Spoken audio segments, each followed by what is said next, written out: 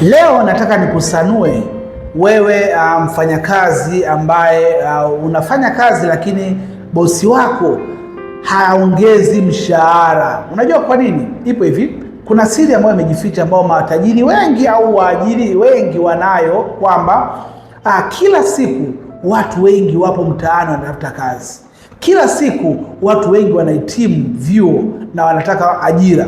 Sasa kwa sababu tayari wana nguvu ambazo wanazo mtaani, yaani kwamba kuna leo hii wakitangaza tu kwamba tunahitaji wafanyakazi 50, watakuja wanafanyakazi 100,000 ndani ya siku hii moja.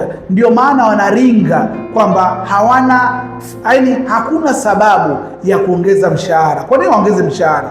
Kwa nini wakugombanie wewe kukupandishia mshahara wakati kuna watu wapya? So mwisho wa siku wanaweza kuweka hata kile kiburi kwamba kama unahitaji kufanya kazi kwa mshahara 200,000 fanya, lakini kama huwezi unaweza ukaachia nafasi. Sasa kutokana na hali zetu za kiuchumi zilivyokuwa mbaya, lazima utang'ang'ania hata kama kile kiwango ni kidogo, lakini utaendelea kufanya kazi. Kwa sababu gani?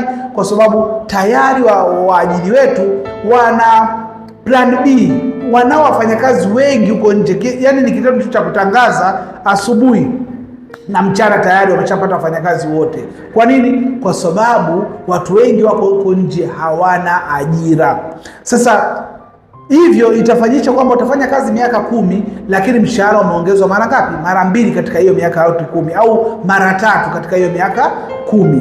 Sasa wewe kama ni mmoja wa watu ambao wanatamani kujifunza biashara ili waweze kuwa na plan B hata wakiwa wameajiriwa na mshahara ni mdogo, basi chukua namba yangu bao, nipigie au niandikie message kwamba natamani kujifunza biashara, na mimi nitakurudia na kuweza kukusaidia jinsi gani ya kuweza kufanya biashara hata ukiwa kazini au wakati unasoma, na utakuwa vizuri na utatoboa kimaisha. Chukua namba yangu bao, nipigie niweze kukusaidia.